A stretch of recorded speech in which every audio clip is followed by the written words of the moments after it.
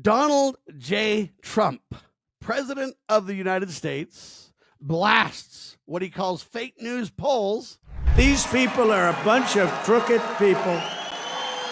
No, they interview more Democrats than Republicans. They're called fake news approval polls. They say he's got a super low approval rating. He says not so. I'm Sam Bushman. Happy to have you along. This is another Liberty Roundtable live video brought to you by CSPOA.org. Ladies and gentlemen, the Constitutional Sheriffs and Peace Officers Association needs you to become part of their posse. Training and guidance to support your local county constitutional sheriff. Let your sheriff know we want due process.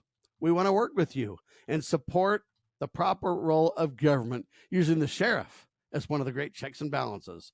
To become part of it, CSPOA.org.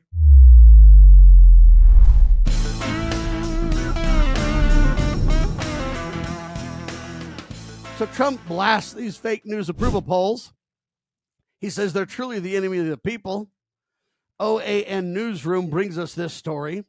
President Donald Trump literally condemned recent, what he calls fake news polls by the New York Times and ABC/Washington Post, showcasing declining support of his efforts in his current term. Let me explain the problem with that, ladies and gentlemen. I think there are fake polls. Donald's right.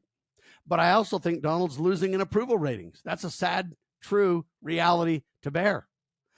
Yes, the Democrats are taking advantage of it. Yes, they're making it way bigger than the truth really is. The truth is Donald's done a lot of good, but he's not done near as great as we had hoped.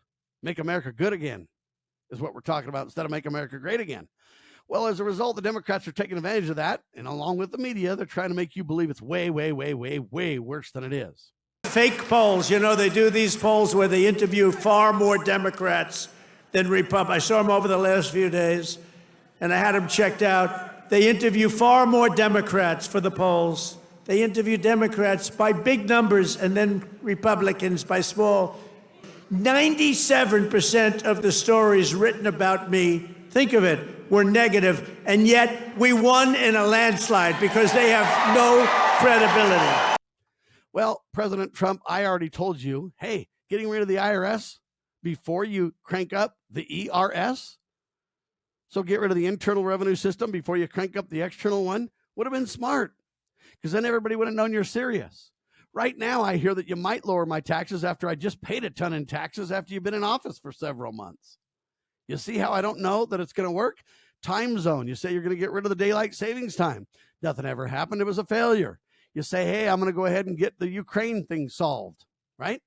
Yeah, well, first day, man, it's been months and it still is not resolved. In fact, it's worse than ever. We might even be going to war over it. I pray not, but who knows? Okay, we can go on and on. Hey, we're going to get rid of the education department. Donald did his job. He did an executive order and did his best, but Congress isn't supporting Donald in anything he does.